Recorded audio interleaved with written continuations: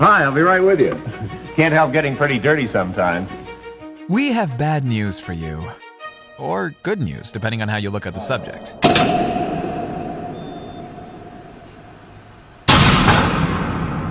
We might be running out of our main energy source. In 2020, more than half of our world's energy needs were met by oil and gas. We will let you guess which one we are running out of. Both, actually. It is speculated that the oil and gas reserves we have right now will barely last us another half a century before we run out. So, what's the game plan here? What are we going to do when we run out? This is Imagine That. And in this episode, we are going to take a look at how humanity would deal with running out of fossil fuels. Energy is defined in physics as the capacity for doing work, like the electricity that powers our phones, the food that we eat to function, or the chemical energy of oil that makes our cars go. Yes, this is a gross oversimplification of the subject, but bear with us.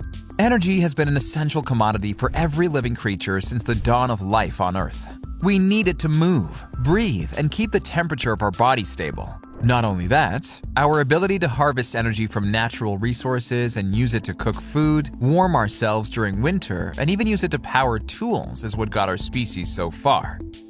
Finite resources are a crucial part of our lives, economy, and the advancement of human civilization. But you know what is wrong with finite resources? Besides the fact that overusing them is probably ruining our planet, they are finite. Before we get deeper into the subject, let's get one thing straight. We are not running out of all fossil fuels. We still have plenty of coal to go around, which can be and is used to generate energy. But just as a thought experiment, we are assuming we ran out of all non-renewable energy sources. No coal, oil, or gas. None. Plus, even if we are not running out of coal, we should probably stop using it so much.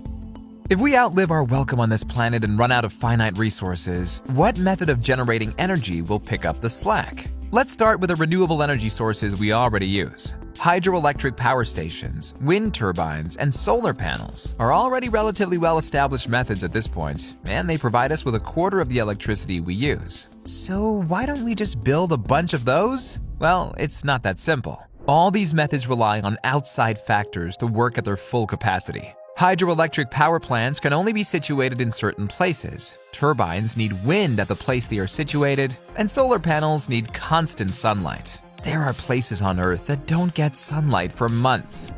The present and the unborn generation of the United States and the world are heirs to one of the greatest energy discoveries of man: nuclear energy. What about nuclear energy?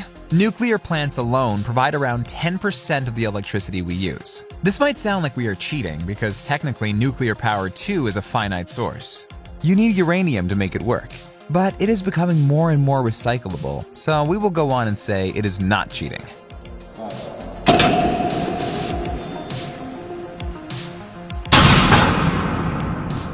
To put it simply, a modest amount of uranium can be split and the released energy can be harvested in nuclear power plants for future use. Nuclear fusion and fission can provide us with the energy we need, right? Well, actually, we can only rely on fission for generating energy because fusion just makes things explode. And that is the last thing we need in the middle of an energy crisis. But the energy we generate from such small volumes of materials or resources is extremely promising. Take plutonium, for example. It is produced by the nuclear reaction from uranium and is used as fuel for nuclear power plants. Just 1 gram of it contains 20 billion calories. So, will nuclear power take the throne of fossil fuels as the main energy resource?